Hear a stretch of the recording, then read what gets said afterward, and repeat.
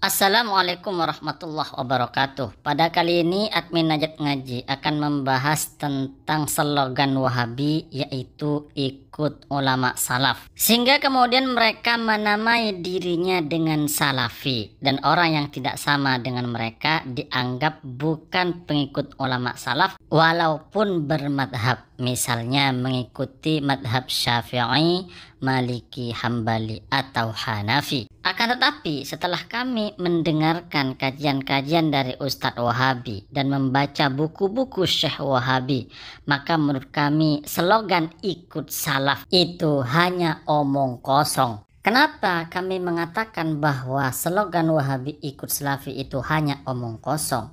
Karena kalau ada pendapat ulama salaf, bahkan sahabat Nabi, kalau tidak sesuai dengan paham Wahabi, maka pendapat salaf ditolak, dan para kaum Wahabi ini lebih memilih pendapat gurunya, lebih memilih pendapat syekhnya. Dan setiap kelompok dari Wahabi ini memiliki syekh sendiri dan pendapatnya berbeda dengan syekh yang lain. Lebih konyolnya, para kaum Wahabi ini mengatakan begini: kami tidak menjadikan pendapat seseorang itu sebagai dalil, termasuk itu pendapatnya sahabat atau pendapat ulama salaf. Akan tetapi kaum Wahabi ini malah mengikuti pendapat dari gurunya, pendapat dari syekhnya.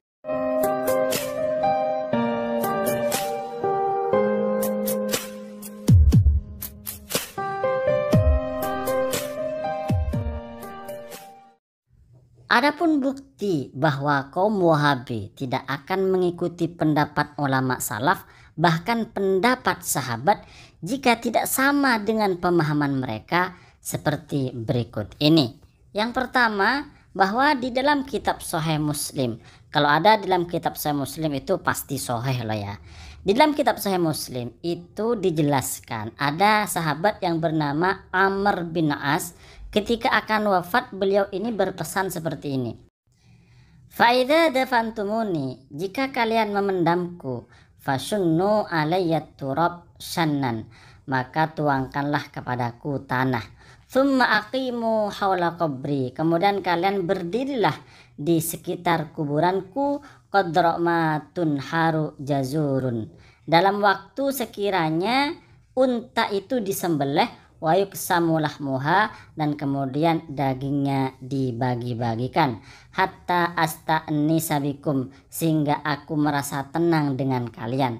Maksudnya di sini tenang bisa dengan doanya orang yang ada di sekeliling kuburan, atau dengan bacaan-bacaan Qur'annya, bacaan-bacaan surah Al-Qur'an, atau dzikir-dzikir yang lain. Wa anzura madza uraji'u bihi rusula rabbi, dan aku melihat apa yang akan aku jawabkan kepada utusan Tuhanku. Maksudnya adalah malaikat yang bertanya di kuburan.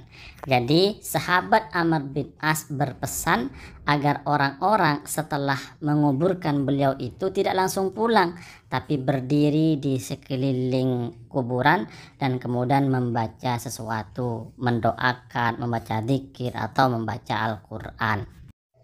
Lalu coba kita perhatikan bagaimana komentar Syekh Wahabi, yaitu Syekh Utsaimin, dalam kitab beliau yang berjudul Kitab Syarah Riyadhus Shalihin, Babud Du'a lil Mayyit Ba'da Dafnihi.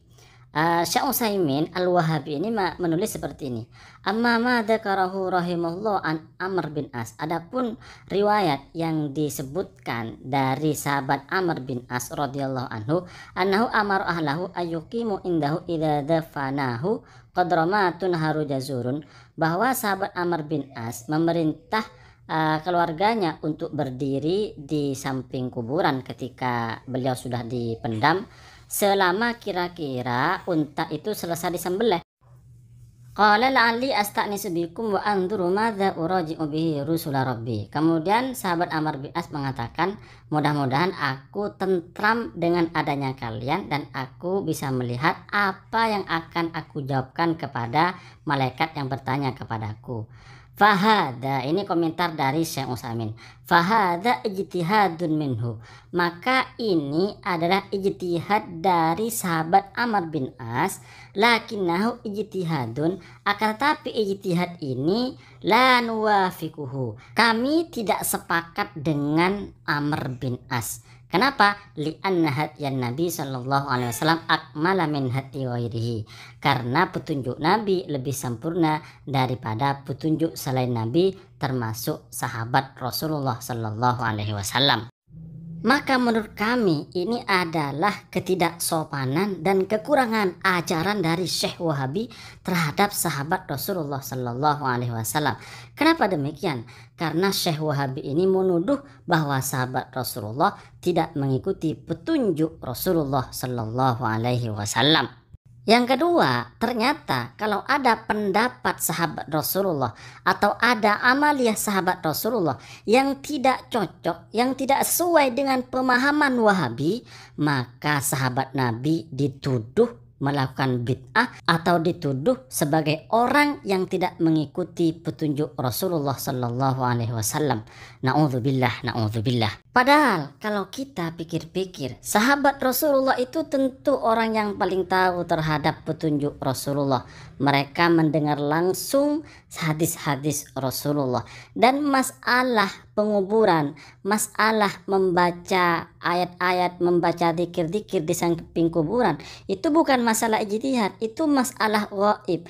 Ketika para sahabat berbicara masalah gaib, maka menurut ulama Ahlus Sunnah wal Jamaah itu seperti hukum marfu, itu seperti langsung ajaran Rasulullah Sallallahu Alaihi Wasallam. Kenapa demikian? Karena para sahabat tidak mungkin berijtihad di dalam masalah gaib. Bukti yang kedua bahwa slogan ikut ulama salaf yang digembar-gemborkan oleh Wahabi itu hanya omong kosong adalah video Syekh Shaleh Fauzan. Dalam video ini Syekh Shaleh Fauzan mengatakan seperti ini. Poin-poinnya: 1. Mencium mushaf tidak ada dalilnya. Kedua, mencium mushaf hanya dilakukan oleh sebagian sahabat Nabi.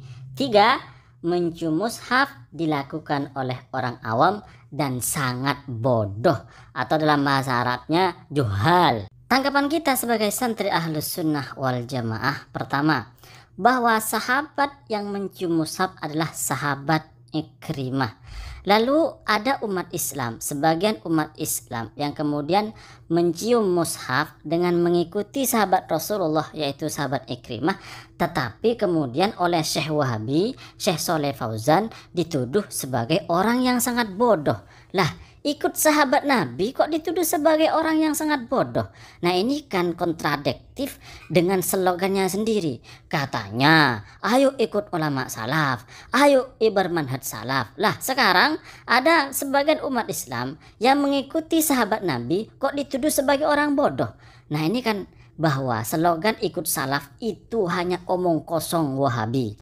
Ternyata setelah diusut, ternyata Syekh panutan utama Wahabi yaitu Syekh Ibnu Taimiyah juga menuduh bahwa banyak ulama salaf yang melakukan bid'ah. Di dalam kitab Majmu' al-Fatawa, Syekh Ibnu Taimiyah mengatakan wa katsirun min mujtahidis salaf wal khalaf, dan banyak dari mujtahid ulama salaf dan ulama khalaf qad qalu wa fa'alu, sungguh mereka telah mengatakan dan mengerjakan ma huwa bid'atun, sesuatu yang bid'ah. Tanggapan kita sebagai santri Ahlus Sunnah wal Jamaah, ya iyain aja deh, yang nggak bid'ah cuma Syekh Ibnu Taimiyah dan pengikutnya. Cuma aneh saja katanya harus ikut ulama salaf, harus bermanhaj salaf. Lah, di sini malah dituduh kebanyakan ulama salaf melakukan bid'ah. Gimana?